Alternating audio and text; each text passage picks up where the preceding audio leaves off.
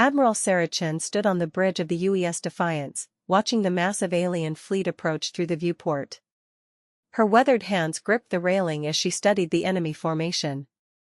300 Zephyrian warships moved in perfect synchronization, their sleek hulls gleaming like silver daggers against the black void of space. "Admiral, we're receiving a transmission from the Zephyrian flagship," reported Lieutenant Torres from the communications station. His voice carried the tension that filled the entire bridge. "Put it through," Sarah commanded, her voice steady despite the overwhelming odds they faced. The main screen flickered to life, revealing the imposing figure of Warlord Kextar, the Zephyrian military leader who had conquered 17 star systems in the past decade. Kextar's four eyes glowed with an amber light, and his scaled face twisted into what humans had learned was the Zephyrian equivalent of a sneer. "Admiral Chen," he spoke in perfect English, his translator converting the harsh clicking sounds of his native tongue. "Your pathetic human fleet is outnumbered 10 to 1. Surrender now, and I might allow your species to serve as laborers in our empire." Sarah stepped forward, her uniform crisp and her bearing proud. At 62 years old, she had spent her entire adult life preparing for this moment. "Warlord Kextar, this is human space. You're the one who should be surrendering." The alien leader's laugh was like the sound of breaking glass. "Humans are weak, Admiral. Your ships are primitive, your technology is centuries behind ours, and your people lack the killer instinct necessary for true warfare. We have studied your species for years. You are soft, emotional creatures who value individual lives over strategic necessity." "You're right about one thing," Sarah replied calmly. "We do value individual lives. But you're wrong about everything else." She gestured to her tactical officer. "Commander Martinez, show our guest the current fleet composition." The screen split, displaying both Kextar's sneering face and a tactical readout of the human fleet. 30 ships hung in formation behind the Defiance, a mix of cruisers, destroyers, and frigates that looked small and insignificant compared to the approaching alien armada. "As you can see," Sarah continued, "we're not running. We're not hiding. We're here to fight." Kextar's expression shifted from amusement to confusion. "Your mathematics must be flawed, Admiral. Do you not comprehend the numerical disadvantage you face?" "I understand it perfectly," Sarah said. "But there's something you don't understand about humans, Warlord. We've been fighting impossible odds for our entire history. We've fought ice ages, plagues, world wars, and each other for thousands of years. We've learned something that your perfect, orderly empire has never had to learn. And what might that be? How to turn desperation into strength." The transmission ended as Sarah cut the connection. She turned to address her bridge crew, seeing the mix of fear and determination in their young faces. Most of them were barely out of the academy, pressed into service as humanity's desperate situation had worsened. "You all know why we're here," she began, her voice carrying to every corner of the bridge. "Earth has fallen. The colonies are scattered or destroyed. We're all that's left of the human fleet, and behind us is the last free human world." She moved between the stations, making eye contact with each crew member. "The Zephyrians think we're going to run or surrender because we're outnumbered. They've never fought humans before, not really. They've attacked our colonies, destroyed our unprepared ships, and conquered our settlements. But they've never faced humans who had nothing left to lose." At the weapons station, young Ensign Park looked up with worried eyes. "Admiral, their ships have shields we can barely scratch, and their weapons can cut through our armor like paper. How can we possibly win?" Sarah smiled, and, for a moment, the weight of command seemed to lift from her shoulders. "Ensign, let me tell you a story. 300 years ago, a small group of American colonists faced the most powerful military force in the world. They were outnumbered, outgunned, and fighting an empire that stretched across the globe. Everyone said they couldn't win." She paused, looking out at the approaching enemy fleet. But they had something their enemies didn't understand. They had a reason to fight that went beyond orders or conquest. They were fighting for their homes, their families, and their freedom. And, when people fight for those things, they become capable of miracles. The bridge fell silent except for the soft hum of the ship's systems. Outside, the Zephyrian fleet continued its approach, their formation perfect and intimidating. Commander Martinez, Sarah called to her tactical officer. Begin implementing Protocol Omega. All ships are to maintain radio silence and follow our lead. Protocol Omega, Aye Admiral, Martinez replied, his fingers flying over his console. Throughout the fleet, human ships began subtle maneuvers, spreading out and adjusting their positions in ways that would seem random to an outside observer. The Zephyrians had studied human military tactics from the colonial wars, but they had never seen Protocol Omega in action. It was Sarah's own creation, developed during her years of studying both human history and alien psychology. The protocol was based on a simple principle that the orderly Zephyrian mind could not comprehend: controlled chaos. Admiral, Lieutenant Torres called out, we're receiving reports from the surface of Kepler 442b. The civilian evacuation is 90% complete, but they need another 6 hours to get everyone to the underground shelters. Sarah nodded grimly. 6 hours was an eternity in space combat, but it was what they had to work with. The planet below held the last 2 million free humans in the galaxy, and her small fleet was all that stood between them and slavery or extinction. Sir, Ensign Park spoke up again, the enemy fleet is beginning to spread into attack formation. They'll be in weapons range in 15 minutes. Good, Sarah replied, surprising everyone on the bridge. Commander Martinez, signal all ships. Execute Maneuver Alpha 7 on my mark. The next few minutes passed in tense silence as the two fleets approached each other. The Zephyrian ships moved with mechanical precision, their formation shifting from traveling configuration to battle deployment with the smooth efficiency that had conquered system after system. The human ships appeared to be responding in kind, spreading into what looked like a traditional battle line. But appearances could be deceiving, and Sarah had spent decades perfecting the art of deception. Weapons range in 60 seconds, reported the tactical officer. Sarah walked to the center of the bridge, her hands clasped behind her back. She thought of her daughter on the planet below, of the millions of people depending on them, and of all the humans who had fought impossible battles throughout history. All ships, this is Admiral Chen, she announced over the fleet communication channel. Today, we're not fighting for the Human Federation or the United Earth Systems. We're fighting for something much more important. We're fighting for the idea that no sentient being has the right to enslave another. We're fighting for the belief that freedom is worth any sacrifice. And we're fighting to prove that humans, even when cornered, are the most dangerous creatures in the galaxy. The Zephyrian fleet opened fire first, lances of coherent energy streaking across space toward the human formation. But, instead of meeting them head-on, the human ships suddenly scattered in what appeared to be a chaotic retreat. Warlord Kextar, watching from his flagship, felt a moment of satisfaction. As expected, he muttered to his tactical advisor. The humans break at the first sign of real combat. Pursue and destroy them. But, as his ships gave chase, something unexpected happened. The fleeing human vessels didn't continue running in a straight line.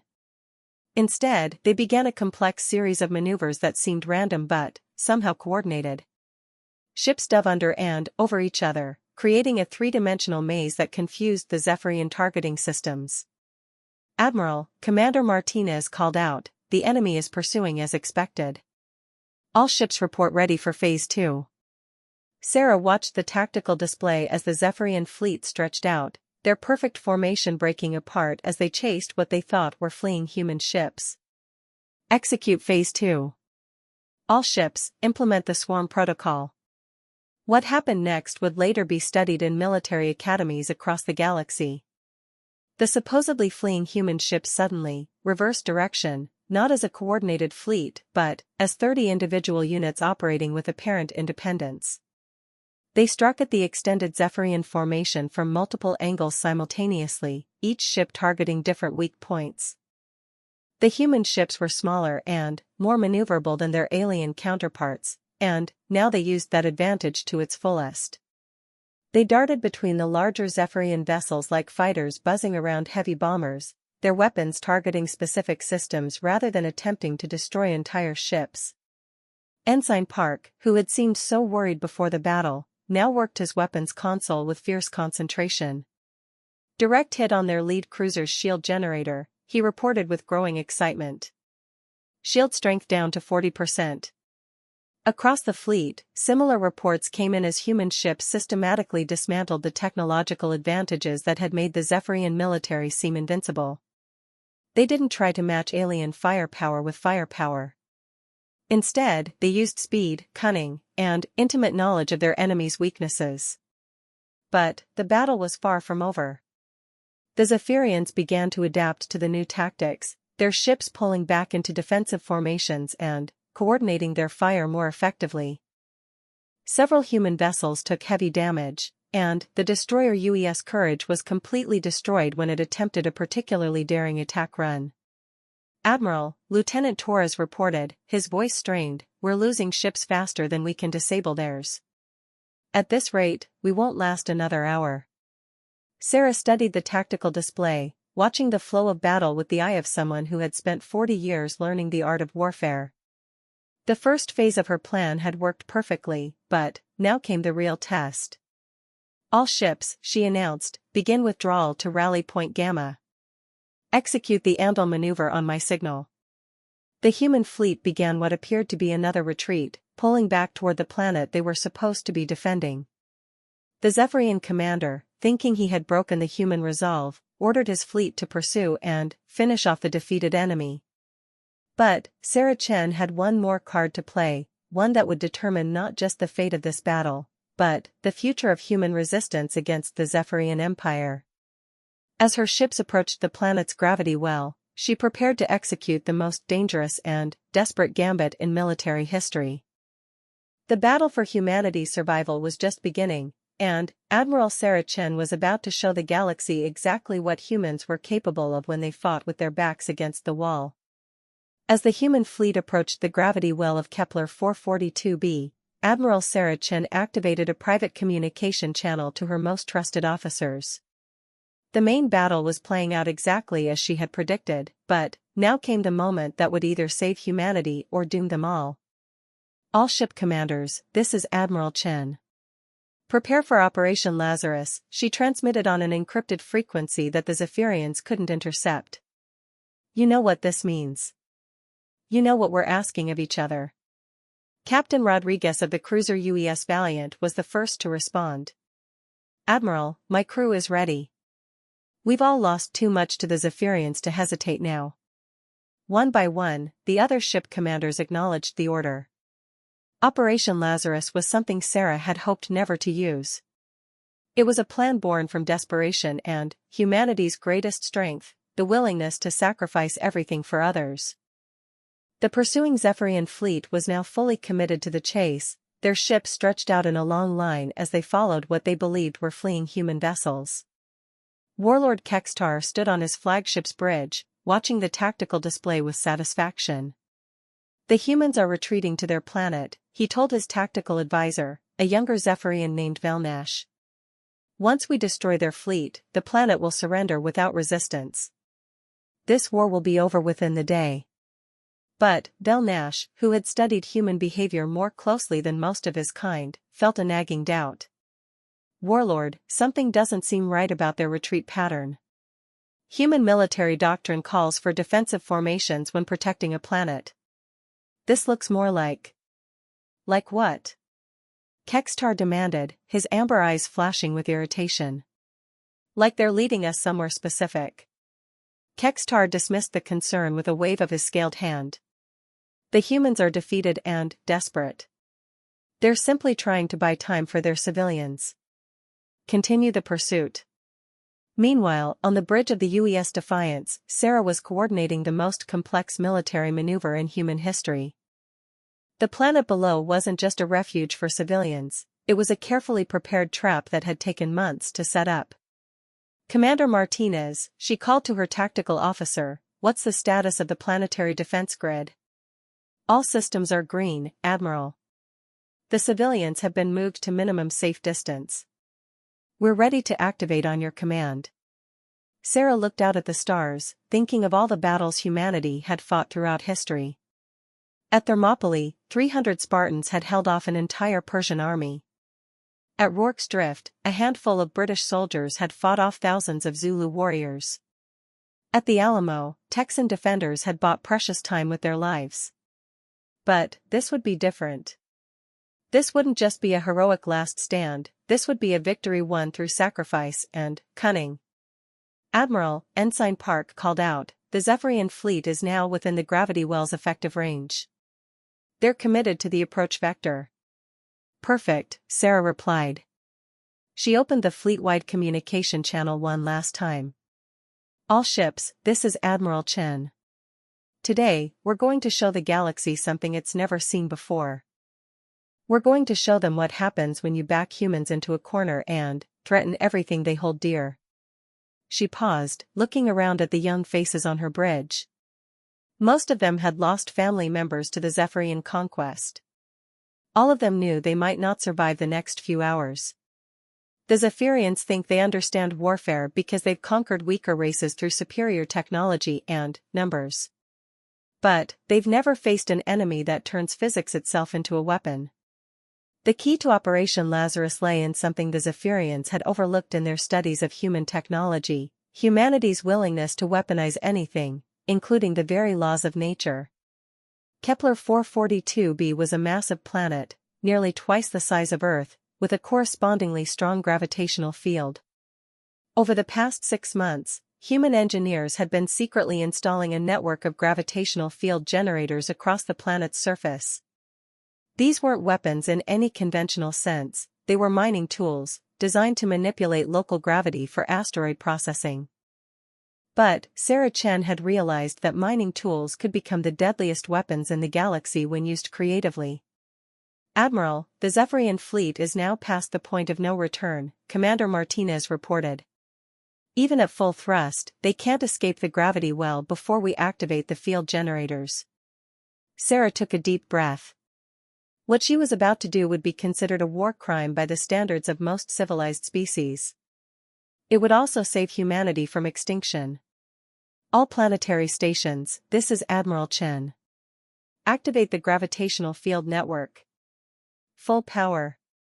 On the surface of Kepler 442b, hundreds of field generators hummed to life simultaneously.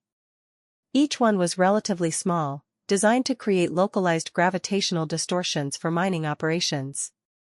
But, linked together across an entire planet, they became something else entirely, a gravity weapon of unprecedented scale. The effect was immediate and devastating.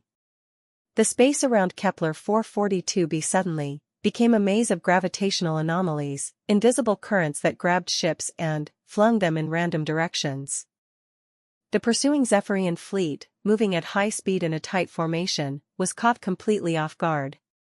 Ships that had been flying in perfect formation suddenly found themselves pulled in different directions by gravitational forces that shouldn't exist. Smaller vessels were yanked off course and sent tumbling end over end. Larger ships fought against the invisible hands that grabbed them, their engines screaming as they tried to maintain control. What's happening? Warlord Kextar shouted as his flagship lurched violently to starboard. Around him, his bridge crew scrambled to understand what was attacking them. Unknown gravitational anomalies throughout the entire region, his science officer reported, his voice tight with panic.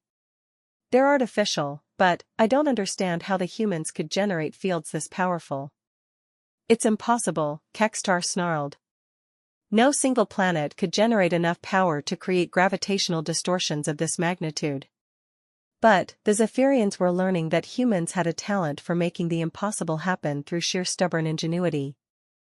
The gravitational field network wasn't designed to destroy ships directly, that would have required far more power than the generators could provide. Instead, it was designed to do something much more subtle and, ultimately more effective. It turned the Zephyrian fleet's own momentum against them. Ships moving at high speed through the gravitational maze found their courses constantly altered by invisible forces. Vessels that tried to maintain formation ended up on collision courses with each other. Navigation systems failed as artificial gravity wells made sensor readings meaningless. Within minutes, the perfectly organized Zephyrian armada had become a scattered collection of confused and disoriented ships, many of them damaged from collisions or structural stress as they fought against gravitational forces their engineers had never encountered. Now, Sarah announced to her fleet, "We show them the other thing they don't understand about humans." The human ships had been designed with the gravitational field network in mind. Their navigation systems had been programmed with the field patterns, and their pilots had trained extensively in simulated gravitational mazes. What was chaos for the Zephyrians was a familiar environment for the humans. Like hunters who knew their territory, the human ships began moving through the gravitational maze with practiced precision. They used the artificial gravity wells as slingshots, gaining speed and changing direction in ways that seemed impossible to their enemies. The UES Valiant came screaming out of a gravitational eddy, its weapons blazing as it struck a Zephyrian heavy cruiser that was struggling to maintain stability. Captain Rodriguez's ship hit the enemy vessel's weapon arrays with surgical precision before diving back into the maze of gravitational currents. Across the battlefield, similar scenes played out as human ships used their knowledge of the gravitational terrain to launch devastating hit-and-run attacks. The Zephyrians, masters of conventional space warfare, found themselves helpless against an enemy that had turned space itself into an ally. "Admiral," Lieutenant Torres reported, excitement creeping into his voice, "enemy fleet cohesion is down to 15%. They're scattered across a volume of space 3 times larger than their original formation." But Sarah knew that the battle was far from over. The Zephyrians were adaptive and intelligent enemies. Soon, their commanders would figure out countermeasures to the gravitational maze, and their superior numbers would begin to tell. "Phase 3, she announced. "All ships, execute the Prometheus maneuver." What happened next would become legendary among human military units for centuries to come. The human fleet, instead of pressing their advantage against the scattered enemy, began a series of precise maneuvers that seemed to make no tactical sense. Each human ship positioned itself near a damaged or isolated Zephyrian vessel, but, instead of destroying them, they began boarding actions. Fast-moving shuttles and assault pods launched from human ships, carrying marine units toward enemy vessels. The Zephyrians were confused. In their military culture, boarding actions were considered primitive and inefficient. Why would the humans risk lives in hand-to-hand combat when they could simply destroy enemy ships from a distance? The answer lay in another fundamental difference between human and Zephyrian thinking. The aliens saw warfare as a contest between technologies and superior numbers. Humans saw it as a conflict between people, and they understood that sometimes the best way to defeat an enemy was to turn them into a friend. Lieutenant Maria Santos led the first boarding party onto a damaged Zephyrian destroyer. As her Marines moved through the alien ship's corridors, they encountered something unexpected: Zephyrian crew members who seemed more frightened than hostile. "Don't shoot," Santos ordered her troops as they came face to face with a group of young Zephyrian technicians. Instead of weapons, she held up her hands in what she hoped was a universal gesture of peace. The Zephyrians looked at her with confusion and fear. They had been told that humans were savage creatures who showed no mercy to their enemies. But the Marine standing before them wasn't acting like a monster, she was acting like someone who wanted to talk.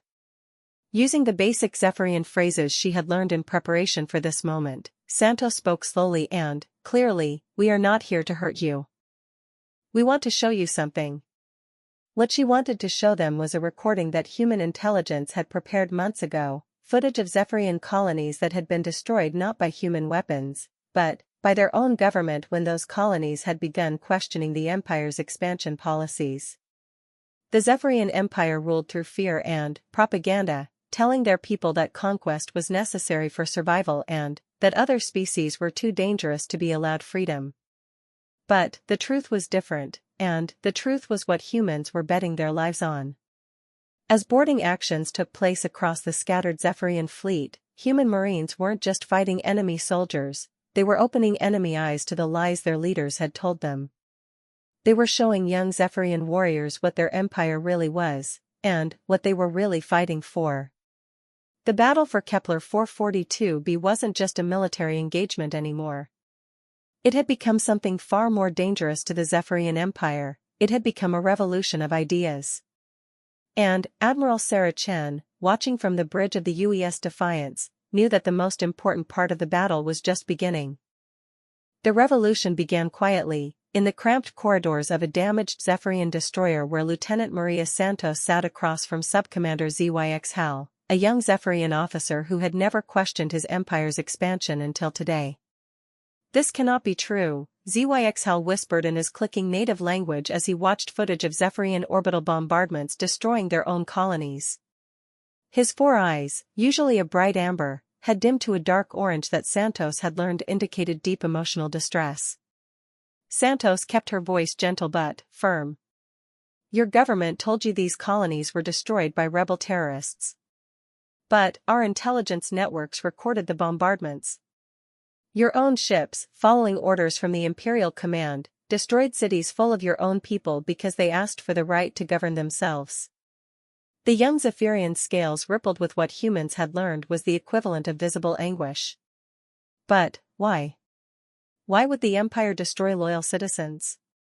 "Because they weren't loyal enough," Santos replied. "Because they started asking questions about why the Empire needed to keep expanding, why it needed to keep conquering other species. Questions that your leaders couldn't answer without admitting the truth." Across the scattered battlefield, similar conversations were taking place on dozens of Zephyrian ships. Human boarding parties had been specifically trained not just for combat, but for psychological warfare of a different kind, the warfare of truth against propaganda. Admiral Sarah Chen monitored the progress of these unusual boarding actions from the bridge of the UES Defiance.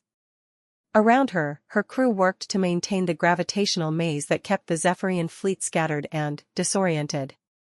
"Admiral," Commander Martinez reported, "we're receiving communication requests from 17 Zephyrian vessels. They're asking to speak with you directly."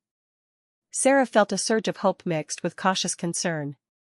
This was the moment her entire plan hinged on, the moment when military conflict would either transform into something unprecedented, or explode into even deadlier warfare.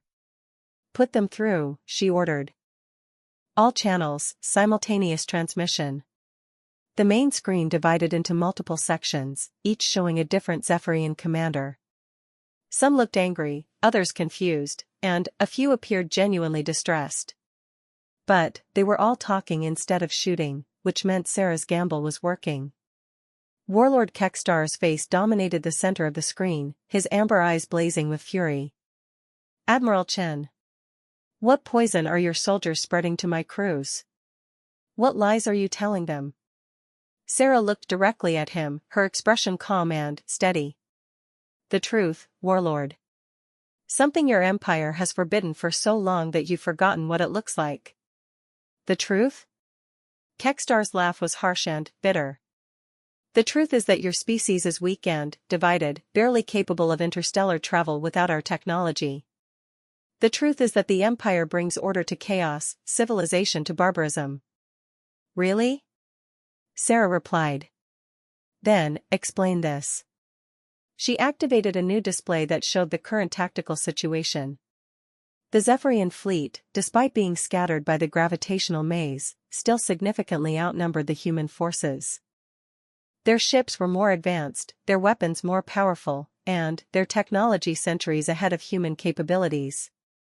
"If we're so weak and primitive," Sarah continued, "then why are you scattered across 1,000 cubic kilometers of space, unable to form a coherent battle line?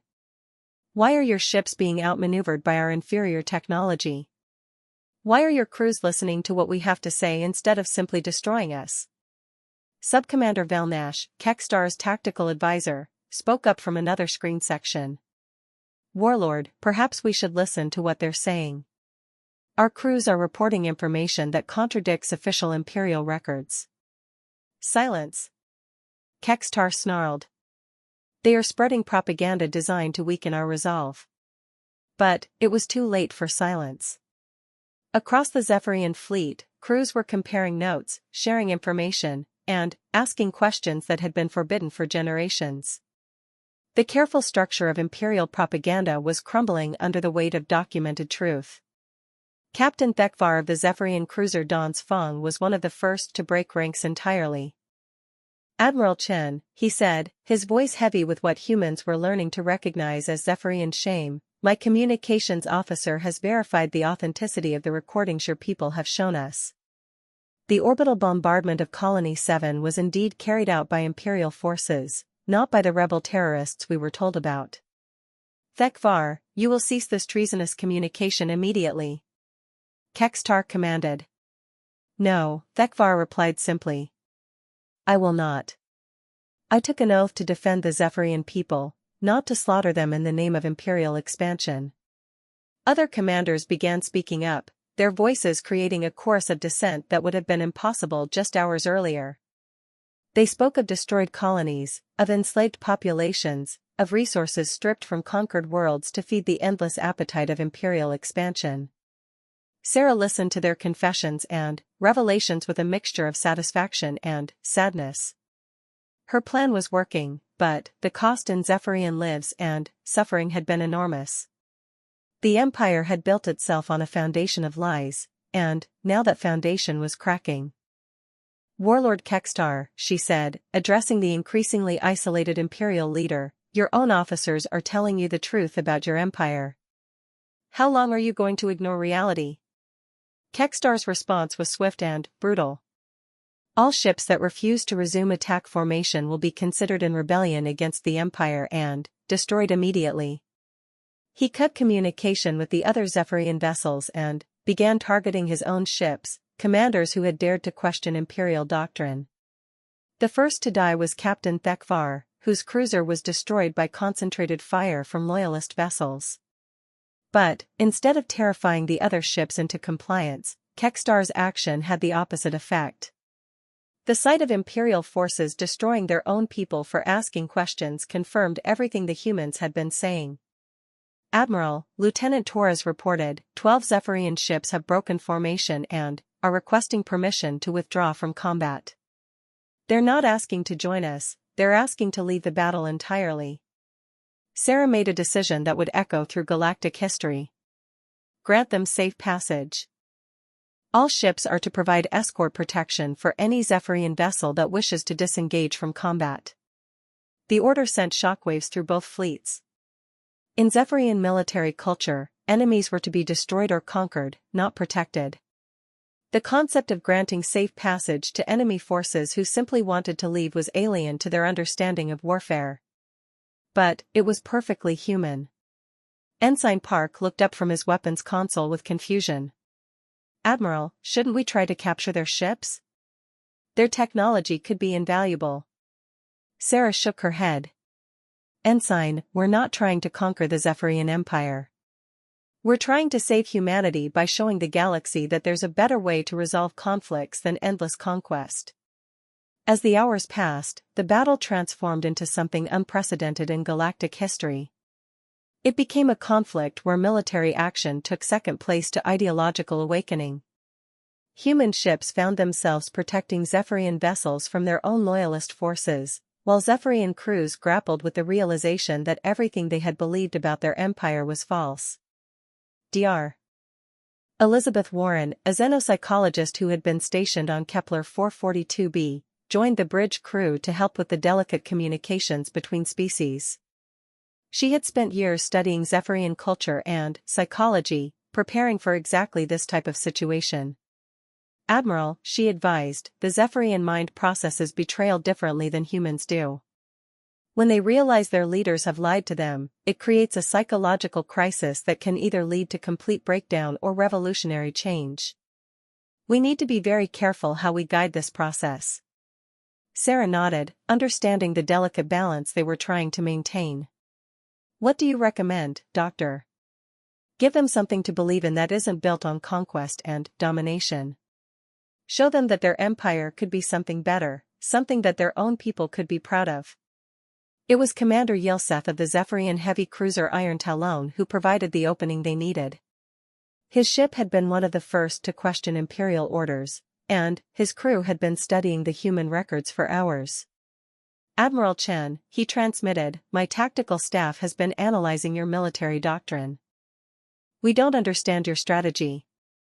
You have the opportunity to destroy our scattered forces, but instead you're protecting ships that want to leave.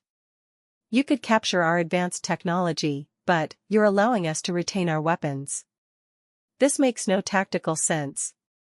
Sarah smiled, recognizing the confusion that came from viewing warfare through the lens of imperial doctrine. "Commander, you're right that our tactics don't make sense if the goal is conquest. But our goal isn't to conquer the Zephyrian Empire. Our goal is to survive as a free species, and to prove that different civilizations can coexist without one dominating the others." "But how can you trust us not to return with larger fleets to destroy you?" "We can't," Sarah admitted. "But trust has to start somewhere. Someone has to be willing to take the first step, to show that there's an alternative to endless warfare." Yelseth was quiet for a long moment, processing this alien concept. "What you're suggesting, coexistence between species without conquest, this is not something the Empire has ever attempted. Then, maybe it's time for the Empire to try something new." The conversation was interrupted by an urgent report from Commander Martinez. "Admiral, we're detecting massive hyperspace signatures approaching from the edge of the system. It's a Zephyrian Imperial battle fleet, at least 200 ships, including their newest dreadnoughts." Sarah's heart sank as she realized what was happening. Word of the rebellion had reached Imperial Command, and they were sending reinforcements to crush the uprising before it could spread. "Time to arrival?" she asked. 6 hours, Admiral." Sarah looked around her bridge, seeing the same grim realization in every face. They had achieved something miraculous. They had turned a military defeat into an ideological victory, showing that humans and Zephyrians could find common ground. But now they faced an Imperial force that would destroy both the human fleet and the rebellious Zephyrian ships without hesitation.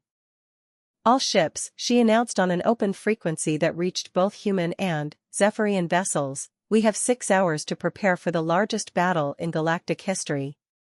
Imperial Command is sending a force to destroy not just the human fleet, but every Zephyrian ship that has dared to question Imperial doctrine." She paused, letting the implications sink in. For the first time in galactic history, humans and Zephyrians have the chance to fight side by side for something bigger than either of our species. "We have the chance to fight for the principle that no civilization has the right to enslave another." Commander Yelseth was the first to respond. "Admiral Chen, the Iron Talon and her crew request permission to join your battle line." One by one, other Zephyrian commanders added their voices to his, until nearly half of the original Zephyrian fleet had committed to standing with the humans against the approaching Imperial Armada.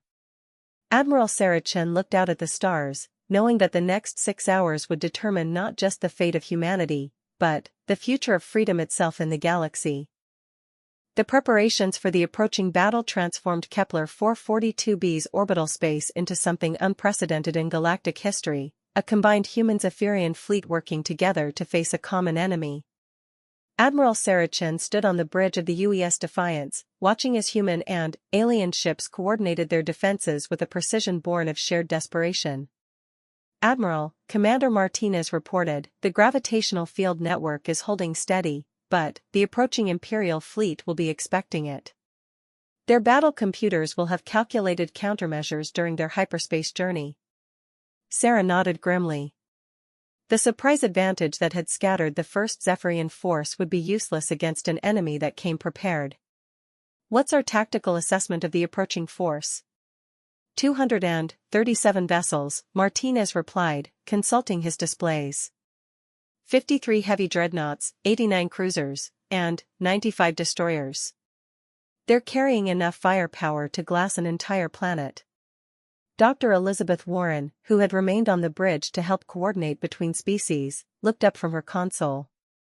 "Admiral, I've been analyzing the communication patterns from the approaching fleet. They're not just coming to destroy the human forces, they're planning to execute every Zephyrian ship that joined us. Imperial Command considers them traitors to be eliminated." Across the mixed fleet, human and Zephyrian engineers worked side by side to adapt their respective technologies for combined operations.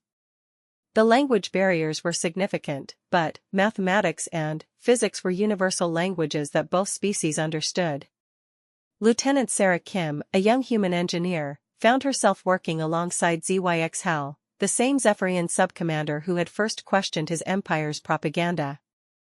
They were attempting to synchronize the shield harmonics of human and Zephyrian vessels so the mixed fleet could provide mutual protection.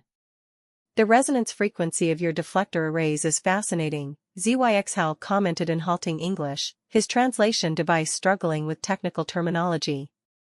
"Human engineering approaches problems from directions we never considered." Kim smiled as she adjusted a power coupling. "That's because we've had to be creative. Your people had superior technology, so we had to find ways to make inferior tools do superior things. This concept, making weakness into strength, this appears frequently in human military thinking. How did your species develop this approach?" Kim paused in her work, thinking of how to explain thousands of years of human history to an alien mind. "We've never been the strongest species on our own planet. We survived by being adaptable, by working together, and by turning our limitations into advantages. We learned that sometimes the best way to win isn't to be stronger than your enemy, it's to make your enemy's strength irrelevant."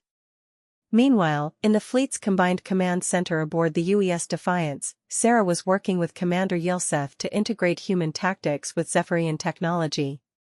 The Zephyrian officer had proven to be not just a competent military leader, but a quick study in human strategic thinking. "Your species has an unusual relationship with acceptable losses," Yilseth observed as they reviewed battle plans. "Zephyrian doctrine emphasizes preserving ships and crew above all else. But humans seem willing to sacrifice everything for strategic advantage." "Not exactly," Sarah corrected.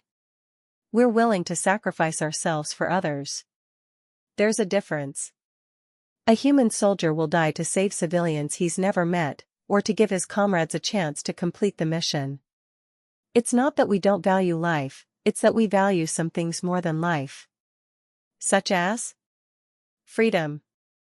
The right to choose our own destiny. The belief that our children should have a better future than we do." Yilseth's scales shifted in the pattern that indicated deep thought. "The Empire teaches that individual desires must be subordinated to collective efficiency. But your approach suggests that collective strength comes from protecting individual choice." "Exactly. A society that suppresses individual freedom may be efficient in the short term, but it becomes brittle. When the central authority fails, everything collapses. A society built on individual liberty may seem chaotic, but it's incredibly resilient because every person has a reason to fight for it." The philosophical discussion was interrupted by an urgent alert from the sensor array.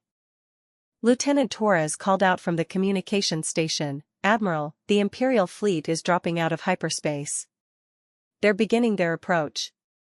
On the main screen, the Imperial Armada materialized like a constellation of deadly stars. The ships were massive, their hulls gleaming with the dark metal that Zephyrian military engineers had perfected over centuries of conquest. At their head flew the IZS Dominator, a super dreadnought that was larger than most human space stations. "Open a channel to all ships," Sarah ordered. "Both human and Zephyrian vessels." As the communication link activated, she looked out at the approaching enemy force, knowing that the next few hours would determine whether her gamble had been worth the price. The mixed fleet under her command numbered only 73 ships, 30 human vessels and 43 Zephyrian ships that had chosen freedom over Imperial loyalty.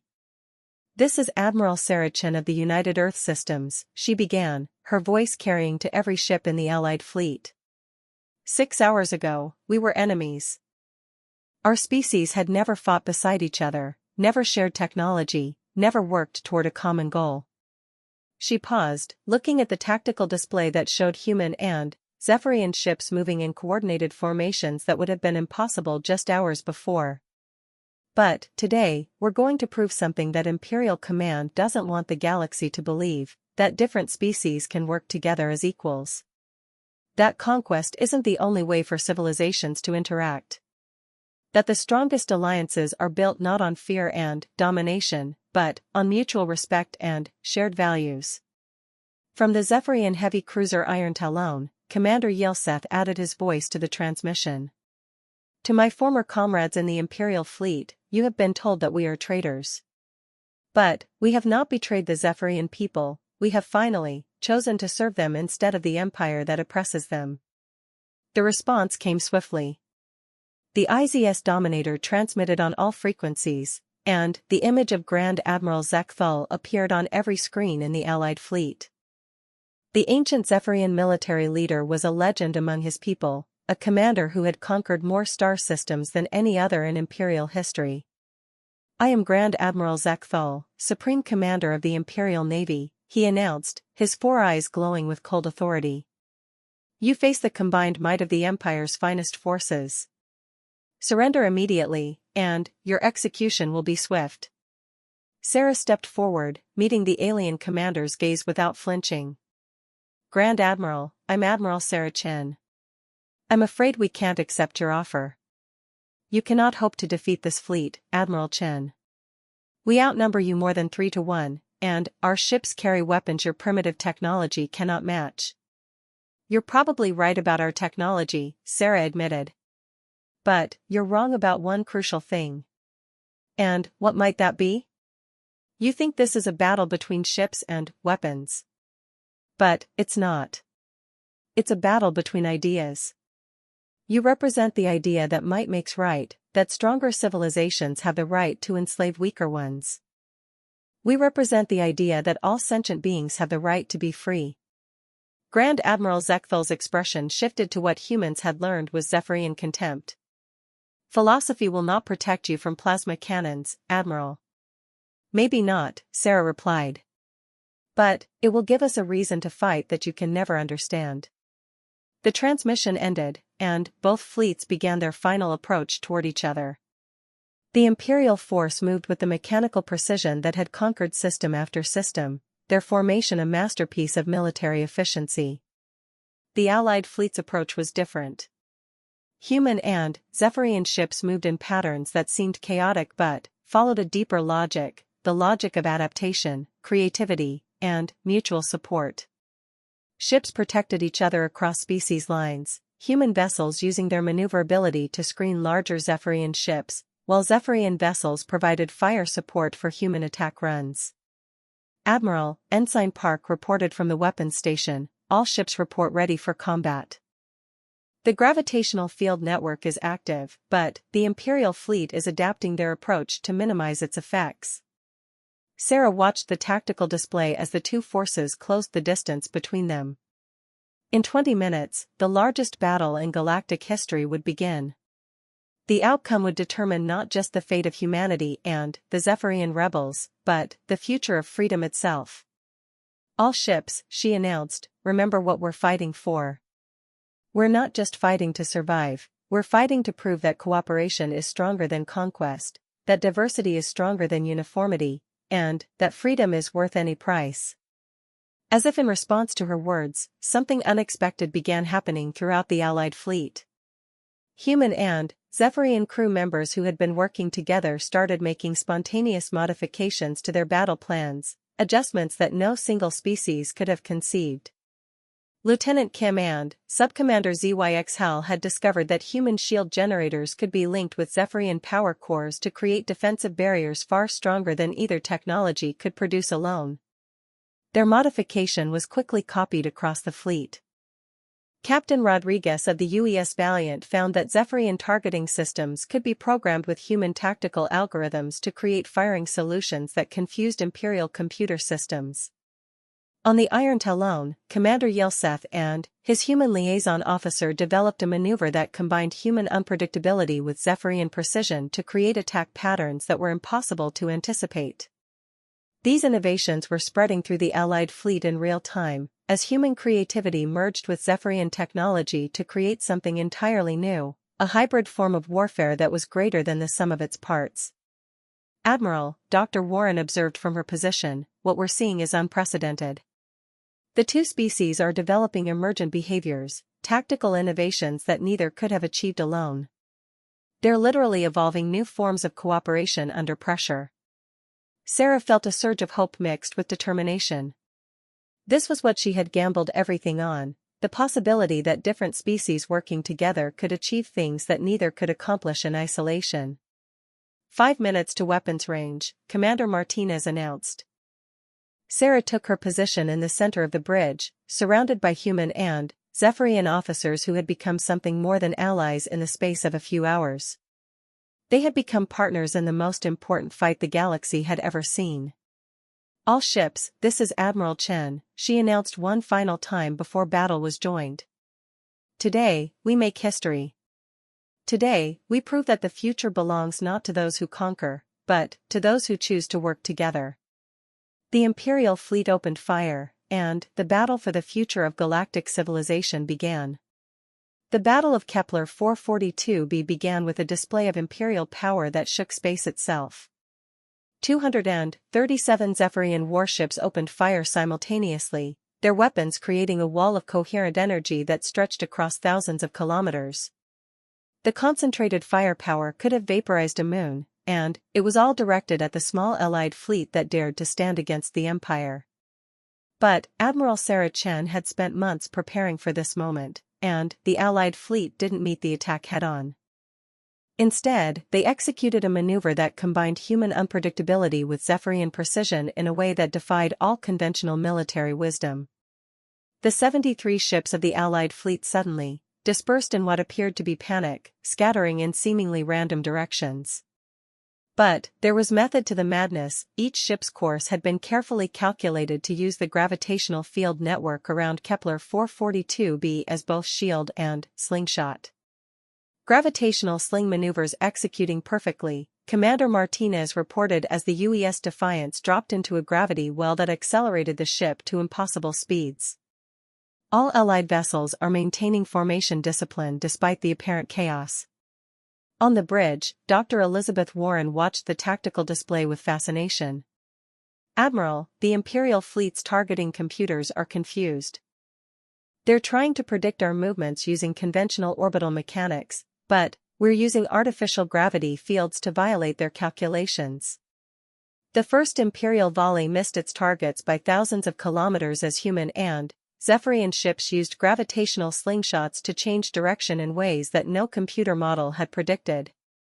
But Sarah knew that the Imperial tacticians would adapt quickly.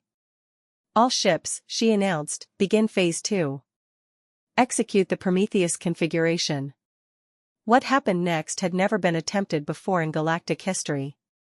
The Allied fleet didn't just use the gravitational maze defensively, they turned it into a weapon. Human ships, with their superior maneuverability, began herding Imperial vessels toward specific gravity wells. Meanwhile, Zephyrian ships used their more powerful weapons to force enemy formations into compromising positions. The UES Valiant, under Captain Rodriguez's command, came screaming out of a gravity sling directly at the Imperial destroyer IZS Swift Death. But, instead of engaging in direct combat, the human ship used its momentum to push the enemy vessel into an artificial gravity well that sent both ships careening in an unexpected direction. The difference was that Rodriguez's crew had planned for the maneuver, while the Zephyrian destroyer had not. As the Imperial ship fought to regain control, the Allied Zephyrian cruiser Iron Talon emerged from a parallel gravity well and disabled the destroyer's weapon systems with precise fire. Impossible, Grand Admiral Zekthal muttered from the bridge of the IZS Dominator as he watched his perfectly organized fleet being scattered by tactics that violated every principle of space warfare he had learned. How are they coordinating these maneuvers? Their ships should be too disorganized to maintain any coherent strategy. His tactical advisor, a veteran of dozens of Imperial conquests, studied the display with growing alarm. Grand Admiral, their apparent chaos is actually a sophisticated formation. They're using the gravitational anomalies as if they were solid terrain, conducting three-dimensional maneuvers that our computers can't predict. Then, adapt our tactics, Zekthal commanded.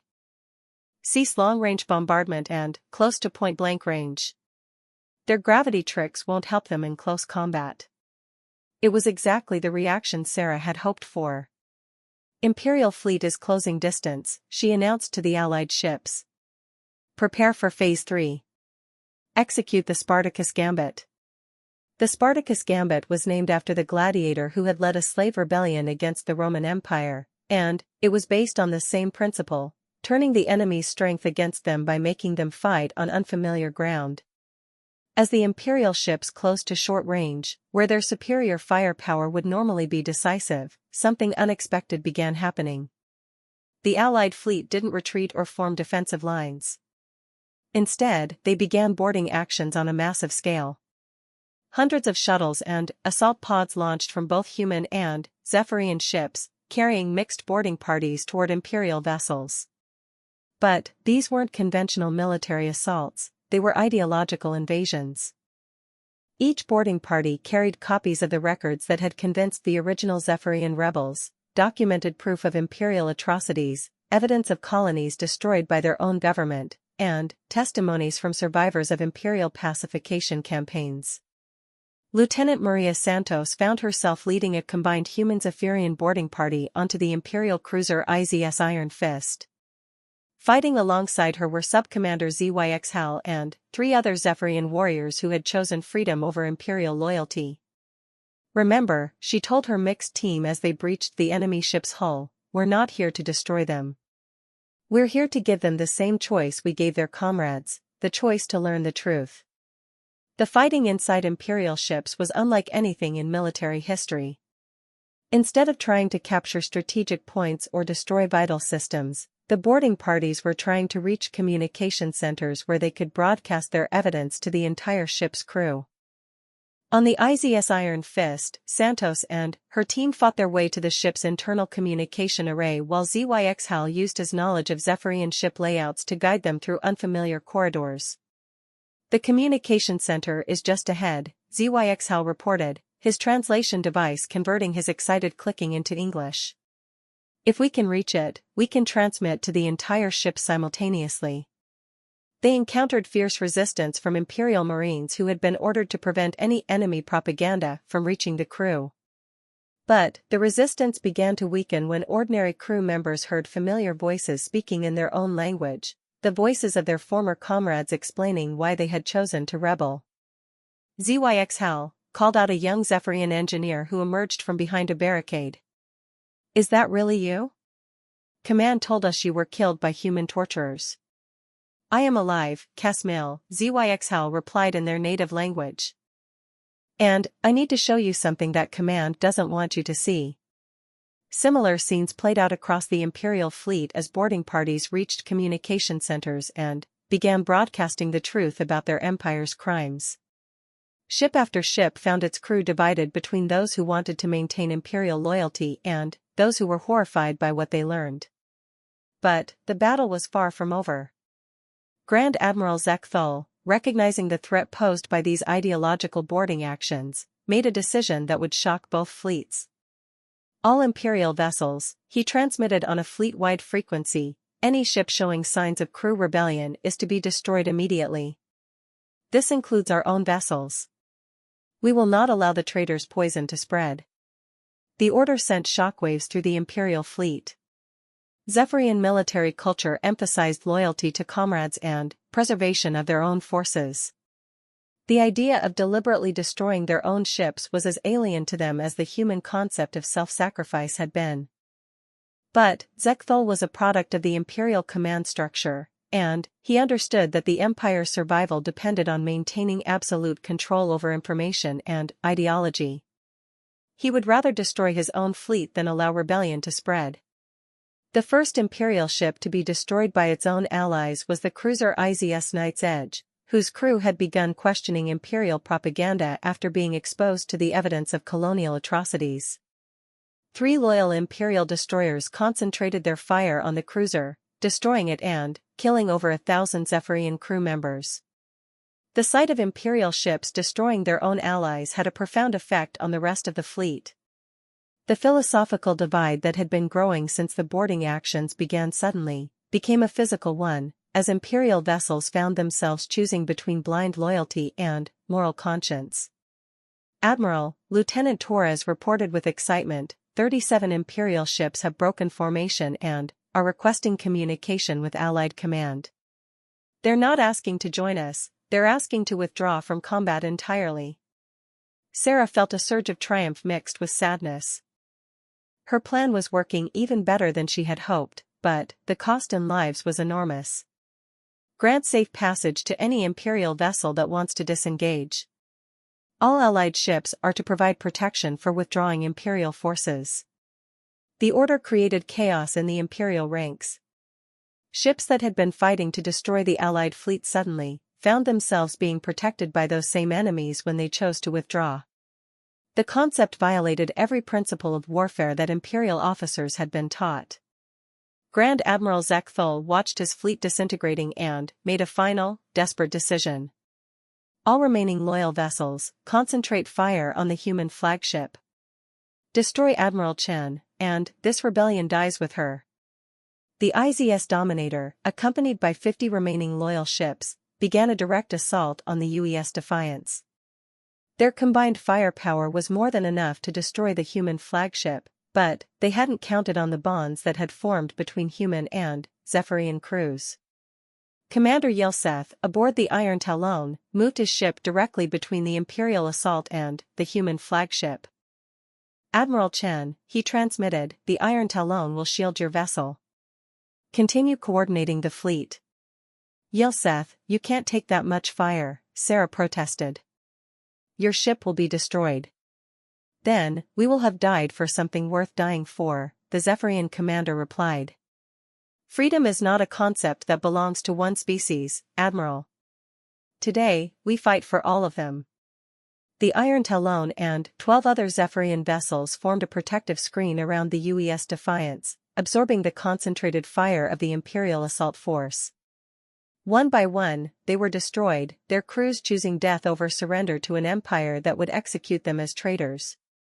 But their sacrifice wasn't in vain. The delay gave the rest of the Allied fleet time to respond, and human ships swarmed the Imperial assault force with a fury that stunned their enemies. The humans fought not just for their own survival, but to avenge their Zephyrian allies who had died protecting them. The UES Valiant, damaged but still fighting, rammed directly into the IZS Dominator's weapon arrays. Captain Rodriguez's final transmission was heard throughout both fleets, for everyone who chooses freedom over fear. In the end, it wasn't superior firepower or advanced technology that decided the battle. It was the simple fact that people fighting for their freedom and their children's future were willing to make sacrifices that people fighting for conquest and domination could not match. When the battle finally ended, only 23 Imperial ships remained loyal to Grand Admiral Zechthul. The rest had either joined the rebellion, withdrawn from combat, or been destroyed by their own allies for questioning Imperial doctrine. Admiral Sarah Chen stood on the damaged bridge of the UES Defiance, looking out at a fleet that now included ships from both species. The battle had cost them dearly, nearly half of the original Allied vessels had been destroyed, and thousands of brave crew members had died fighting for the principle that all sentient beings deserved freedom. But they had won something more important than a military victory. They had proven that different species could work together as equals, that cooperation was stronger than conquest, and that the bonds formed by shared values could overcome any technological or numerical advantage. Admiral, Dr. Warren reported, we're receiving communications from Zephyrian colony worlds throughout the galaxy. News of the battle has spread, and rebellions are breaking out on 17 different systems. The Empire is collapsing. Sarah nodded, feeling the weight of exhaustion and grief mixed with triumph. Open a channel to all ships, human and Zephyrian. When the communication link activated, she looked out at the mixed fleet that had accomplished the impossible. Today, we didn't just win a battle. We started a revolution that will change the galaxy forever. We proved that the future doesn't belong to those who conquer, but to those who choose to work together.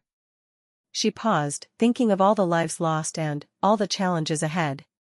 The war isn't over. But, today, freedom won. And that's something the galaxy will never forget.